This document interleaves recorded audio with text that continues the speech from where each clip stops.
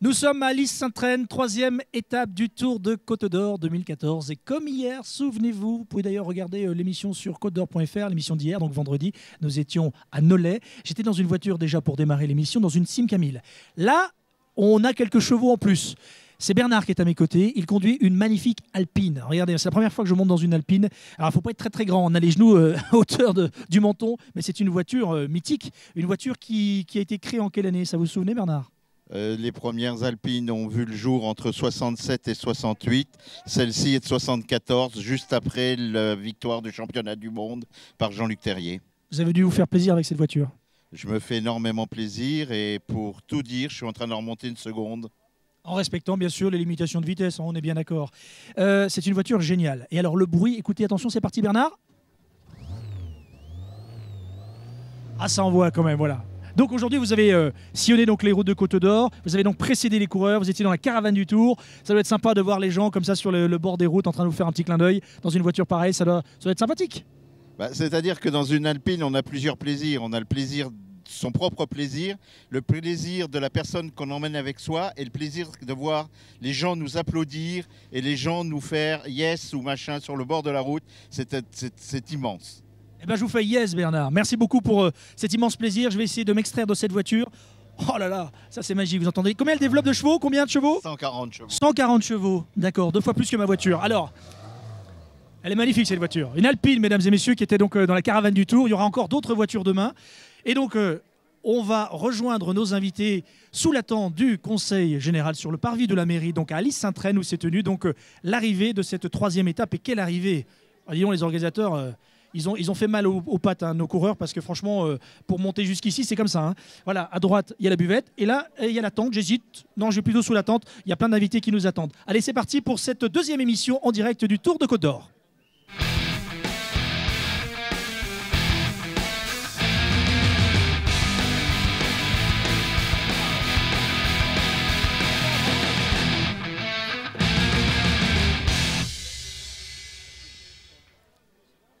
Installez-vous. Installez-vous. Alors, on est en train donc de permettre aux coureurs non seulement de se désaltérer et puis aussi de casser la croûte, parce que mine de rien, ils ont quand même roulé aujourd'hui l'équivalent de 140 km en 2 étapes. Il y en avait 2 pour le prix d'une. Et puis cette dernière étape qui est quand même qui a dû faire très très mal aux pattes, aux jambes. Ah ben il y a des gens que je connais là. Je vais vous les présenter un par un. Il y a bien sûr Catherine Louis qui est une régulière de nos émissions télé pour le côtedor.fr. Nous avons Monsieur Menu également. Merci d'être avec nous. Et puis nous avons Bernard Marie, bien sûr, président du SCO, qui est à l'origine de chacune des étapes, qui a imaginé donc encore une fois le tracé. Vous êtes allé fort là, parce qu'il y avait quand même 2 fois la côte pour arriver jusqu'à Lys-Saint-Traine. Là, vous avez fait mal. Hein. J'imagine que là, les organismes étaient marqués. On voyait d'ailleurs certains coureurs qui étaient quand même visiblement et physiquement marqués. Oui, bien sûr, mais bon, c'est un peu le cas d'une course à étapes. Ce matin, c'était relativement plat, avec une arrivée à plat. Et cet après-midi, alors déjà un Ferrer-Drujon vainqueur ce matin, il faut le souligner. Et puis le deuxième cet après-midi avec une arrivée totalement différente, une arrivée en côte, même une côte assez difficile, mais bon, ça fait partie de ces courses à étapes. Alors il y a quelques petits changements et un changement notoire, puisque le maillot jaune n'est pas porté par la même personne que vous avez vu hier sur notre première émission sur côtedor.fr. Donc vous allez nous raconter cela, il va d'ailleurs nous le raconter. Il y a quelques visages également qu'on retrouve par contre, dont un du SCO qu'on aime bien voir ici. Ça veut dire qu'il a gardé son maillot à poids de meilleur grimpeur et meilleur grimpeur ici à Lys-Saint-Traine. Ça a quand même une signification. Donc ça va être, j'imagine, la fierté de vous, président. Et puis on a des gars qui, mine de rien, ont alimenté et animé vraiment cette troisième étape. Difficile, hein, quand même. Oui, une étape difficile avec, pareil, une échappée qui est partie de loin, avec des gens qui n'étaient pas trop placés au général, par 1 ou 2. Et finalement, on pensait que tout allait se refaire dans les 20-30 derniers kilomètres, mais non. Un groupe est ressorti avec 4 coureurs au départ, avec un garçon de chez nous, donc Quentin Bernier, qui fait 2e de l'étape. Et derrière, c'est jamais rentré. Donc c'était compliqué, hein, parce qu'avec une côte comme celle-là à passer, à 10 km, même pas 8 km de l'arrivée, c'est dur. Donc voilà, je pense que Jérémy Maison a pris le maillot de leader. Et je pense qu'il l'a pris de belle façon, parce qu'il l'a pris vraiment à la pédale, comme on dit. Et il le mérite bien. Un petit mot sur le pourcentage, on connaît, non? Pour arriver jusqu'à Lys-Saint-Traine, c'est combien? C'est du lourd déjà là, hein? Ici, déjà, la côte ici fait 12 à 13%. Hein, donc déjà, ça nous donne une idée du relief. Et il n'y avait pas que celle-ci, hein, quand même, dans l'après-midi. Donc voilà, mais demain, ça sera encore un peu plus compliqué, à mon avis. Ah bah, moi, ça le mérite d'être clair. On en reparlera tout à l'heure. Je vais faire un petit tour. Je vais juste m'adresser avant aux coureurs parce qu'ils ont une journée assez éprouvante quand même. Et puis, je vais les laisser, bien sûr, après regagner leur caravane. On va donner le micro. Prenez le micro vert qui est là devant vous. On va faire dans cet ordre-là, tiens. Jeune homme qui était avec nous hier, je ne me trompe pas. Oui. Rappelez-moi, ouais. Guillaume Martin. Un des grands artisans de la journée, avec un maillot également, maillot blanc. Non, pas du tout. Si, c'est maillot blanc. Par procuration, c'est Jérémy qui le porte officiellement. Bon, comment s'est passée cette journée, on va dire, avec la deuxième et troisième étape? C'était une journée assez compliquée parce que voilà, ce matin on avait un maillot à défendre et on a dû rouler déjà un peu ce matin, même s'ils étaient que deux devant, donc ça allait.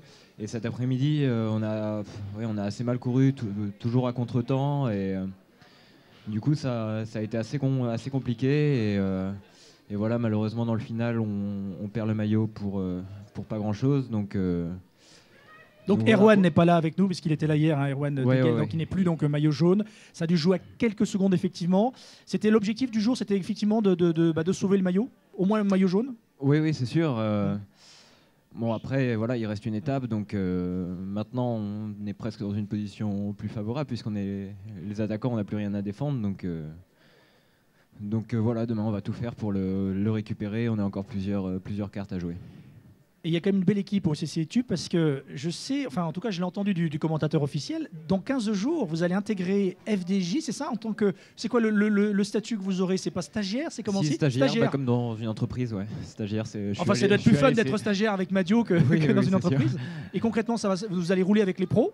Oui voilà, enfin au cas par cas, il y aura certaines courses où ils ont besoin d'un coureur en plus, et voilà, ils me prendront. Pour l'instant, je ne sais pas exactement quelle course je vais faire. Donc l'idée, c'est quoi? C'est de rester, c'est évidemment de vous faire remarquer en tant que stagiaire et après, bien sûr. L'idée, oui, c'est de faire ses preuves pour essayer de décrocher un vrai contrat à la fin de l'année. Ouais. On vous retrouve demain soir, ce qui voudrait dire que vous avez encore un maillot sur les épaules et peut-être mieux, peut-être, on ne sait jamais. J'espère. On va tout faire pour. Ce sera une bonne nouvelle. On va donner la parole à quelqu'un qu'on connaît bien. Julien Bernard, donc le maillot à pois, ça fait plaisir de vous voir toujours avec ce maillot. Comme je disais ici avec la petite coude qui va bien, quand même, que vous avez fait donc 2 fois pour arriver à l'Is-Saint-Traine. C'était une épreuve, enfin 2 étapes éprouvantes aujourd'hui, hein, Julien. Ouais, c'était 2 étapes éprouvantes. Ce matin déjà, il y a eu beaucoup d'attaques. C'est arrivé au sprint et cet après-midi avec beaucoup de mouvements pendant la course. À l'Is-Saint-Traine, c'est assez dur comme côte, on va dire. Donc ça fait toujours plaisir d'avoir le maillot ici. Demain, objectif, donc gardez évidemment ce maillot. Demain, il y a des points à marquer, hein, je crois, c'est ça? Demain, l'objectif, je pense que ça va être d'essayer de faire la meilleure place au général pour l'équipe avant le maillot à pois. Bien. On va donner un petit mot quand même parce que lui aussi, il a une histoire incroyable. C'est Quentin Bernier, donc le copain, donc SCO. C'est bien d'avoir des jeunes du SCO, hein, SCO Dijon, quand même à cette table, ça fait plaisir. Maillot bleu, et puis aujourd'hui, ça s'est joué à rien. Moi, j'ai vu Pierre Lescure, qui fait partie du SCO, hein, fait partie des dirigeants hein, du SCO. Il se tenait la tête parce qu'il était persuadé que Quentin allait gagner. Ça s'est joué dans les 20 derniers mètres, il était fou. Pierre Lescure. Qu'est-ce qui a manqué? Bon, évidemment, il y a un garçon qui est quand même un candidat sérieux à côté, mais qu'est-ce qui a manqué? Un peu de fraîcheur? Il a manqué un peu de fraîcheur. Je pense que j'en ai peut-être un peu trop donné au premier passage dans la bosse. J'avais vraiment des bonnes sensations et puis après je tombe contre quelqu'un de très, très fort aussi, donc ce qui a manqué c'est de ne pas être tout seul en bas de la dernière bosse, quoi. Vous avez réussi un petit peu à vous entendre? Comment ça se passe? Vous n'êtes pas évidemment de la même équipe, mais comment ça se passe? Il y a eu une petite stratégie entre vous parce que vous aviez une bonne avance tous les deux quand même à un moment donné. Vous saviez qu'il allait attaquer. Comment ça s'est passé? Dans un premier temps, j'ai pensé à y aller tout seul après le premier passage sur la ligne. Oui. Et puis après, dans la descente, au milieu de la descente, j'ai préféré l'attendre. Donc on a collaboré tous les deux jusqu'au pied de la bosse. Et après c'était chacun pour soi, quoi. Voilà, après de toute façon quand c'est raide comme ça, il n'y a pas d'entente à avoir. Hein. Bon, il y a une histoire incroyable, on peut en parler de Quentin parce que vous étiez alité il y a quelques mois, c'était quand même sérieux, une opération du cœur, il y a quoi? Il y a un an et demi, c'est ça? Et là vous revenez, vous faites deuxième aujourd'hui. Le SCO, bien sûr, vous faites toujours partie des rangs du SCO qui a voulu vous soutenir. Il y a un vrai esprit de famille, hein, président. C'est ce qui avait été dit sur le podium et je le crois volontiers. Mais c'est une résurrection pour vous, Quentin. Ouais, je suis bien revenu en fin d'année dernière. Et puis cet hiver, j'ai eu un autre problème avec un genou pendant 1 mois. Donc là, je commence à vraiment être plus régulier dans la saison. Donc ça fait plaisir de retrouver le haut niveau. Objectif demain? Bah, comme l'a dit Comme dit Julien, Julien, ouais, j'imagine, c'est- le premier objectif du Ouais. club, c'est d'essayer de prendre le maillot à Jérémy. On va pas se le cacher, hein, de toute façon, tout le monde le sait. Donc, après, Et par équipe, ça donne quoi, président? C'est déjà, non? Le SCO est combien pour l'instant? C'est encore trop tôt pour le dire? Non? Ils sont bien placés quand même. deuxième ou Oui. troisième. Oui, je pense, deuxième ou troisième, je pense, aujourd'hui. Je pense que c'est Toussy, d'ailleurs, qui doit repasser devant, hein, je pense. Alors, je voulais quand même souligner que Mathieu Drujon, on n'en parle pas beaucoup, Ah non, on va en parler tiens, dans quelques secondes. mais c'est un coureur qui nous vient du très haut niveau, puisqu'il courait il y a quelques années à la Caisse d'épargne avec des garçons comme Valverde. Donc ça quand même, ça dit quelque chose, hein, voilà, pour les spécialistes du vélo. Et je pense qu'il y a beaucoup de spécialistes du vélo à l'arrivée aujourd'hui. Donc, allez, je vais minimiser la défaite, entre guillemets, de Quentin, parce qu'il est tombé vraiment sur un garçon très fort, et c'est normal, quoi, voilà. Bon, il fait partie de façon des favoris, hein, en tout cas de ce Tour de Côte d'Or. Et aujourd'hui, on savait qu'il pouvait être là. Et il est là, il était au rendez-vous. Et sur la fin, il l'a fait, on va dire, en professionnel et en vieux baroudeur, en expérimenté. Il a su grignoter les 20 mètres restants pour revenir sur Quentin. Un petit mot justement de cet ex-professionnel. On va donner la parole donc à Mathieu Drujon. Quand vous avez connu, effectivement, prenez le micro, Mathieu. Ah, pardon. Victorieux aujourd'hui, avec il a encore le rouge à lèvres de Miss Côte d'Or sur la joue. Mais c'est vrai que quand on sait votre parcours, vous avez, comme le disait le président, vous avez quand même été dans une équipe professionnelle. On vous attend, on sait que potentiellement vous êtes l'un des meilleurs au peloton. Donc ça vous met une petite pression supplémentaire de savoir que vous êtes attendu ou pas du tout? Ça me permet d'en enterrer plus d'un souvent parce que souvent on pense que je suis un favori parce que je sors des pros alors que j'ai plus du tout le même entraînement. Je le fais avec beaucoup moins de pression et tout, mais quand je fais des courses par étapes, le niveau revient vite. Une course un peu difficile le premier jour et je retrouve un peu de forme grâce à mes acquis des années antérieures, alors que je m'entraîne beaucoup moins, mais c'est sûr que je ne peux pas être favori sur toutes les courses, bien que je vienne du plus haut niveau, quoi. Comment vous êtes retrouvé au WC Toussy? Comment ça s'est passé, le rapprochement? Vous êtes peut-être originaire de la région? Pas du tout, non? Je suis de Troyes Ouais. et j'ai mis un terme à ma carrière professionnelle la fin de saison dernière. Je ne savais pas si j'allais reprendre. J'ai hésité de longs mois et je me suis décidé tard, seulement au mois de mars, alors que la saison avait repris. Et puis je me suis dit, bon allez, une dernière saison comme ça, un peu plus pour le plaisir, courir avec mon frère, essayer d'aider des jeunes en donnant quelques conseils et puis voilà, me faire plaisir. En même temps, Davidan, le directeur sportif de Toussy, est un ami, et il habite aussi à côté de chez moi, tout ça, ça simplifiait pas mal de choses, donc moi je pouvais pas ne pas repartir pour une saison en amateur, quoi. Ce qui veut dire que vous pourriez, dans les prochains mois, prochaines années, intégrer le staff ou l'équipe dirigeante du WC Toussy, apporter votre expérience. C'est jouable ou pas? Enfin, Pour l'instant, c'est quelque chose à laquelle je Non. pense pas. d'accord. Manager d'une équipe, c'est pas un truc. Non, ça pourrait être. Ça fait pas partie de mes projets, D'accord. mais bon, après on peut voir si ça me manque d'une manière ou d'une autre, le vélo peut-être, je sais pas. La reconversion, pour terminer. Pour l'instant, Pareil, vous y je sais- pensez pas, non? Si, je devrais intégrer une formation en octobre, mais bon, j'attends encore des réponses par rapport à mes candidatures. Je vais pas en dire plus pour l'instant. Bon, les routes de Côte d'Or, pas mal. La Oui. petite grimpette là pour aller à l'île Saint-Prenne. Oui, Hein comme justement quelqu'un m'a demandé ce que je pensais de la côte du village là, j'ai dit il faudrait peut-être la raboter un peu parce que elle fait mal. On va donner la parole donc au grand gagnant de la journée, parce que vous aussi vous étiez en embuscade. On savait que potentiellement vous pourriez aujourd'hui enfiler le maillot jaune, mais encore fallait-il le faire. Je crois que ça s'est joué à quelques secondes, hein, je crois, entre le porteur hier du maillot jaune et On m'a parlé tout à une l'heure dizaine de secondes, non? Même pas, je crois. Hein. Mais bon, j'ai pas eu les résultats exacts, mais on m'a parlé de moins de 10 secondes, alors je sais pas. Même une seconde, il les prend, de toute façon, hein, c'est fait. Peut-être une seconde? Ah donc ça veut dire que rien n'est fait pour demain. Prends le micro, c'est mieux. Non, rien n'est fait. Un petit mot donc, le grand gagnant, donc Jérémy Maison. Demain, objectif bien sûr, maillot jaune quoi. Oui, bien sûr, une fois qu'on l'a, on n'a pas envie de le laisser à une autre équipe. Après, on verra suivant les circonstances de course. Je pense que je suis plutôt pas mal en forme. Je sais que j'ai une équipe sur qui je peux compter. Et demain, les routes, on va dire que les 50 premiers kilomètres, je suis comme à la maison, donc ça va aller. Alors c'est un jeune c'est un jeune en plus qui porte le maillot jaune, puisqu'il est meilleur jeune. Donc là, en l'occurrence, c'est le collègue qui a pris son maillot, puisque donc il ne pouvait pas avoir 2 maillots sur les épaules, mais donc il est meilleur jeune et maillot jaune. C'est quand même particulier. Ça veut dire qu'il y a un gros potentiel chez ce garçon. Il est très jeune en plus, je pense. Donc effectivement, il a un gros potentiel. Tout le mal qu'on peut lui citer, c'est de passer dans les rangs professionnels. Je pense assez rapidement d'ailleurs. Parce que là, si en plus demain soir il l'emporte, ça voudra dire qu'avec ce qu'il a déjà gagné cette année, il est toujours présent. Depuis le début de l'année, même nous, on est concurrents, entre guillemets, donc on se dit, Jérémy, il va se coucher à un moment ou à l'autre, comme on dit dans le jargon vélo, mais non, il ne se couche pas, il est toujours régulier, il est toujours là, et voilà, il gagne des courses depuis le mois de mars, pour ainsi dire. Il a failli, je me rappelle, gagner 3 Dijon, il a été repris à quelques mètres de l'arrivée, donc voilà, c'est un coureur de tempérament, c'est un coureur jeune qui a beaucoup de talent, et je pense qu'il a un bel avenir, quoi. Faudra l'enrôler au SCO, il n'y a pas moyen, ça? Très bien, mais bon, voilà. Je pense qu'il est très bien à Toussy. Je connais bien Davidan. Et voilà, et je pense que. Il n'y a pas un mercato qui se fait comme au foot? Non, ça se passe pas. Non, pas chez nous. Bon, en tout cas, il y a une belle équipe. Franchement, les deux, vous avez fière allure. Donc demain, vous allez courir pour le maillot jaune, finalement. Simplement, il a la bouche pleine, mais il a eu l'opinion. Demain, on gagne l'étape. Hein? On gagne l'étape. On a encore Adrien Guillonnet qui a pas gagné cette année. Donc l'objectif, ça sera de l'emmener pour le sprint. Et accessoirement donc de garder aussi ce maillot jaune. Bon, demain il y a une stratégie donc clairement, donc évidemment c'est tout donné. Vous gardez de toute façon quoi qu'il arrive un bon souvenir de cette édition 2014, même si c'est pas fini.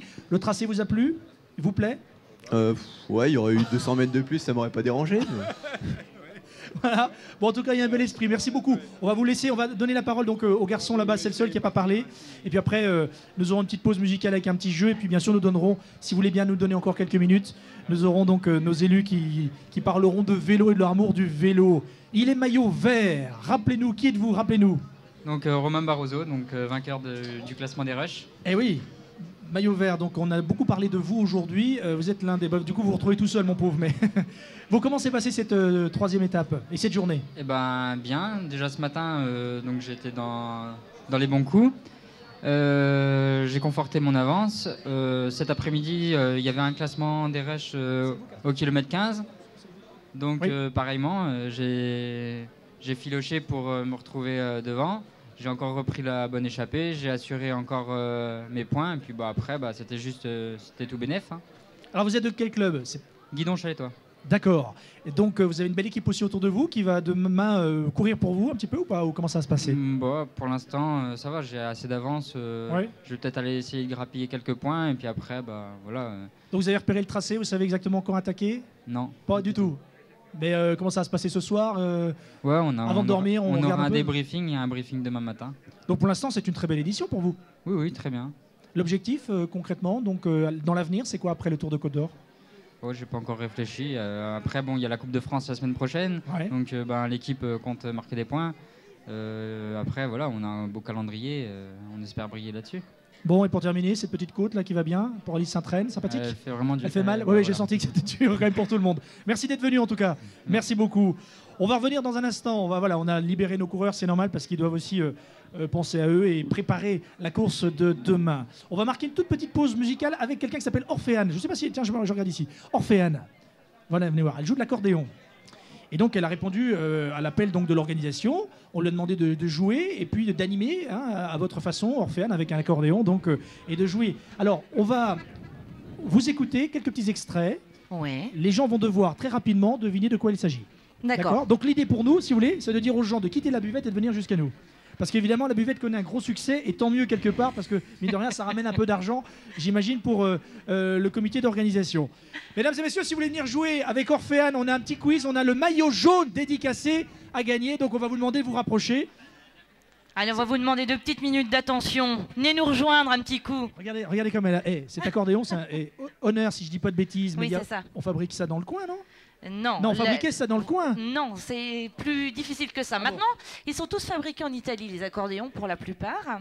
Il faut le savoir. Et après, chacun adopte sa marque. Mais il y a un revendeur pas très loin, donc d'Alice Saint-Traine, tout simplement. Allez, un petit extrait, c'est un son magique, c'est l'accordéon. C'est du diatonique? Ah non, pas du tout. Pas du tout, je connais rien en accordéon, il n'y a que diatonique que je place dès que je peux. Voilà, ça c'est un chromatique, c'est-à-dire que quand je tire le soufflet et quand je ramène le soufflet, j'ai exactement le même nom de note. Pardon, je vous prends la casquette, on va offrir une petite casquette histoire de faire venir du monde.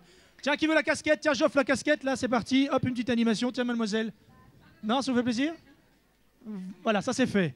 Alors, allons-y, un petit extrait, histoire de. Alors, un petit ça, extrait. il faut nous retrouver le titre. Hein. Attention, il faut retrouver le titre, mesdames et messieurs. Approchez-vous, il y a le maillot jaune à gagner aussi. Alors.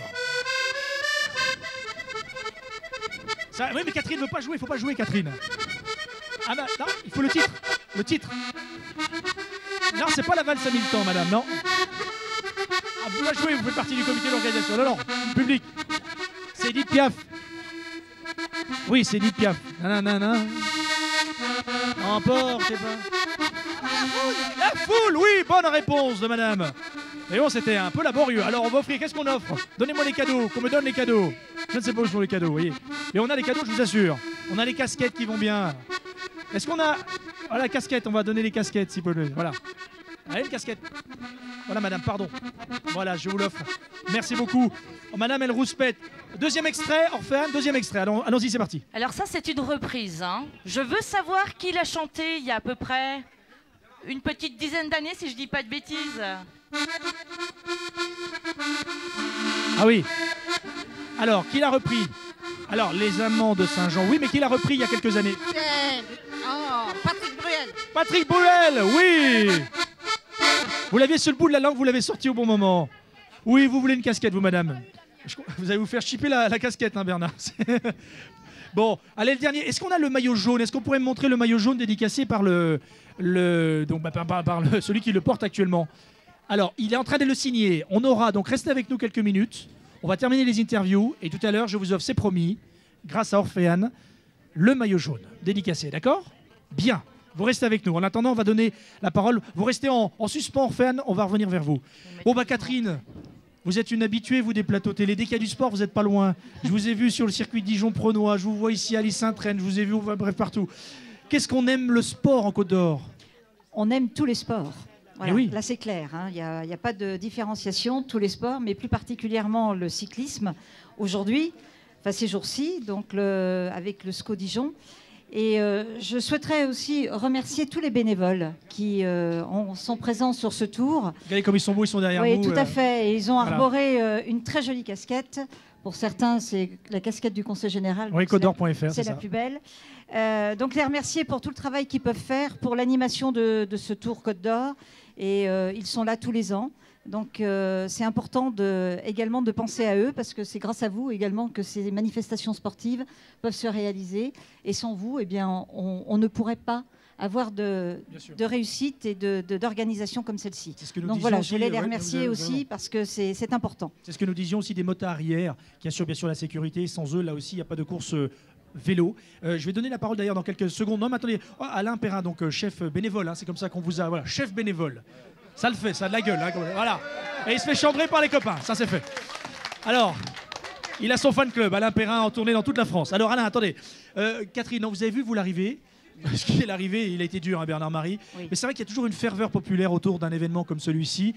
C'est vraiment une terre d'accueil pour le vélo, hein, finalement, le Côte d'Or, la Côte d'Or. Tout à fait. En plus, c'est un territoire qui a un département. Il faut en profiter d'ailleurs de parler du département de la Côte d'Or.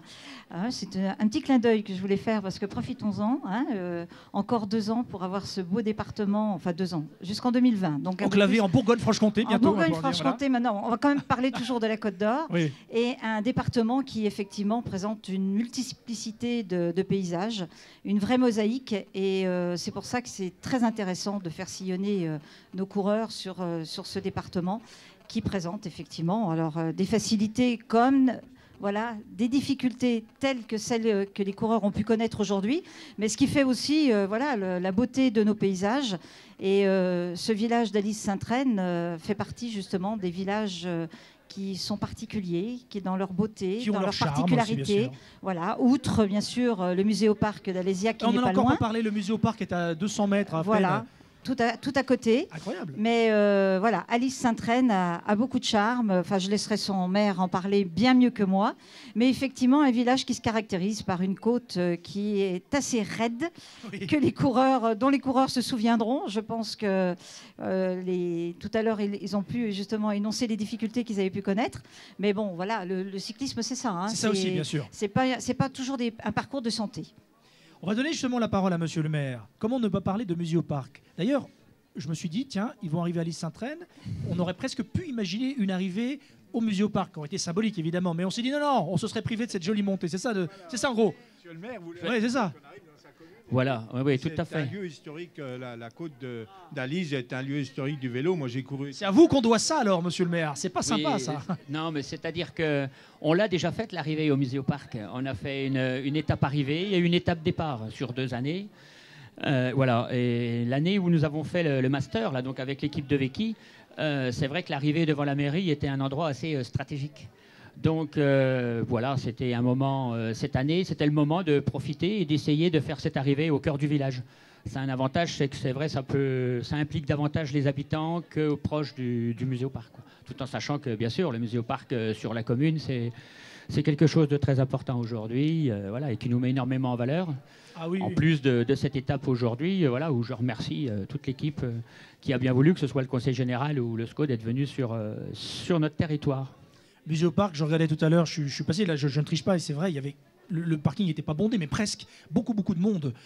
Ça marche, vraiment ça marche, c'est un vrai succès. Oui, c'est une fréquentation quasi constante.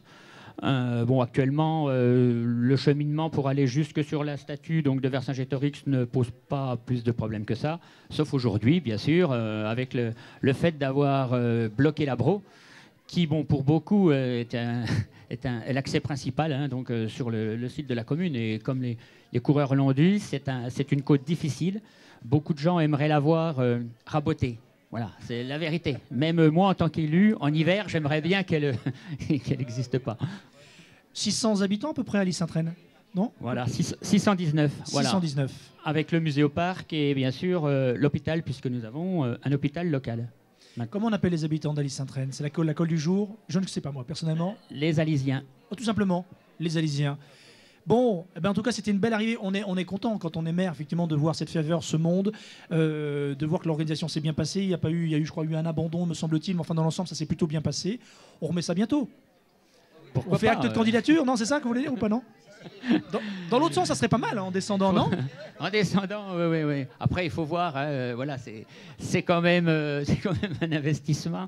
Il faut que je vois avec mon équipe. D'accord. Merci en tout cas d'être venu jusqu'à nous. On va bientôt clore ce chapitre, cette deuxième émission en plein cœur donc, du Tour de Côte d'Or. Et vous vouliez, c'est très bien, c'est tout en votre honneur, Président, saluer, comme nous l'avons fait d'ailleurs pour les motards hier et la caravane, saluer donc toutes les petites mains et les gens de l'ombre qui assurent la sécurité, le parcours, le bon déroulement de l'épreuve, l'installation. Et c'est vrai qu'à Lys, c'est pas simple, hein, parce qu'évidemment, voilà, la configuration fait que... Nous avons donc Alain Perrin, qui est le chef bénévole. Comment ça se passe? Comment vous allez les chercher où? C'est les copains? C'est un appel à candidature? C'est des copains, oui. Il y a des copains qui étaient au boulot avec moi et il y a des amis du vélo. Combien vous êtes? Ils ne sont pas tous là, hein, mais combien vous êtes en tout? Mais ça dépend des courses, mais bien une soixantaine. Ah oui, une soixantaine quand même. Ouais. Donc c'est vous qui déterminez, tiens, tu vas t'occuper toi par exemple du, je sais pas, la sécurité, du parcours. Oui, on a tous notre... non, c'était bien ciblé, le travail est bien ciblé, chacun a son boulot. D'accord. C'est une grosse responsabilité, vous avez le toki toute la journée? Je ne l'ai pas, mais le boulot est fait. Il crie fort, ouais. On dit le matin, fort. je crie fort. Vous êtes disséminé tout au long du parcours, c'est ça en fait, hein? Comment ça se passe? Au carrefour, vous êtes là pour aiguiller les coureurs? Il y en a, oui. C'est ça, ouais. Votre rôle précis, vous, c'est quoi concrètement? Les arrivées, les départs. Enfin, surtout les arrivées. D'accord. Surtout aujourd'hui, il y en avait 2, alors c'est du boulot. Quand les conditions météo sont moyennes, aujourd'hui ça va encore, mais hier c'était quand même pluvieux. On est obligé bien sûr de faire avec, ça complique la tâche. Oui, parce que les flèches, on ne les voyait plus, alors il fallait les refaire. Oui. C'est pas simple. Bon, tout le monde est discipliné, que ce soit les gens qui sont en voiture, comprennent évidemment qu'il y a priorité aux coureurs. Tout le monde comprend, tout le monde fait bien comme il faut, il n'y a pas de souci. Non, c'est bien passé. Là. Dans l'ensemble, tout s'est bien passé. Ouais. C'est un bon président, mesdames et messieurs, oui. Est-ce que c'est un bon chef? Oui, voilà. Bon. Il sera reconduit en chef bénévole alors. Merci. Bravo pour votre travail, bravo. Hein? Non mais c'est un noyau dur, ah bah oui, il fait partie des... Bon, c'est bien d'avoir de voir tous ces gens parce que franchement, c'est une grosse organisation. Oui, c'est vrai que c'est... Ici, avec celle-là encore, c'est que là, on a un mois de juillet très, très difficile puisque c'est le Tour de la Côte d'Or, ça va être le critérium d'après Tour de France et puis courir pour la paix. Donc, c'est les 3 manifestations majeures de l'année. C'est difficile à gérer, mais bon, après, comme je dis, ils pourront partir en vacances. Puis c'est un peu leurs vacances, parce qu'ils ont l'air de bien se marrer aussi, même si c'est du boulot, mais j'imagine que ça se fait dans une ambiance, une bonne ambiance. Pour terminer, Président, demain, les enjeux, bon, pour les coureurs, c'est de garder leur maillot, bien sûr, mais est-ce que c'est éprouvant demain? C'est compliqué? Oui, c'est compliqué, c'est un parcours encore très difficile. La fin de parcours peut-être un peu moins, mais bon, voilà, comme je disais, c'est sûr qu'on verra un beau vainqueur. Je voudrais souligner aussi, parce que demain c'est le final c'est Semur en Auxois. Il faut saluer l'équipe de Jean-Marc Devecchi et toute la famille de Vecchi d'ailleurs à Semur, qui font un travail considérable, puisqu'ils nous ont trouvé 70 signaleurs à mettre autour du circuit. Ils gèrent l'arrivée, ils gèrent enfin, ils sont un peu comme nous au SCO Dijon, toujours présents. Ils organisent beaucoup de courses sur l'Auxois, donc voilà, je voulais les remercier également.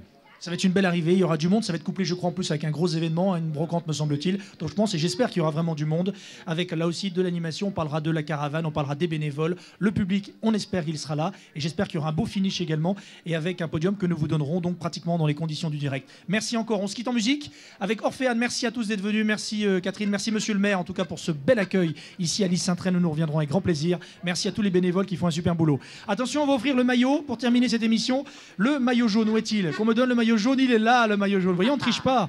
Le maillot jaune, je vous le montre, regardez. Le maillot jaune, voilà, signé donc. J'ai jamais porté de maillot jaune de ma vie. Ça m'irait bien quand même. Hein.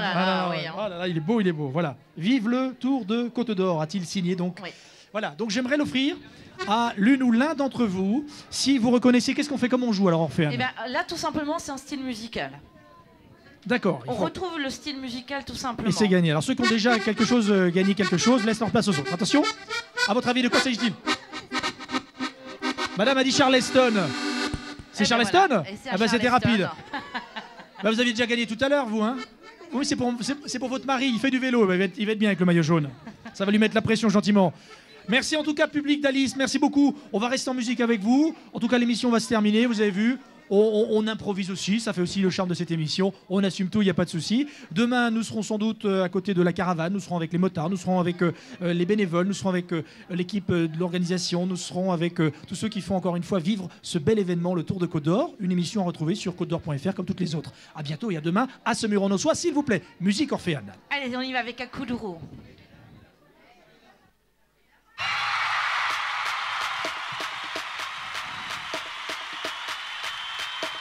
Et on peut taper dans les mains, hein.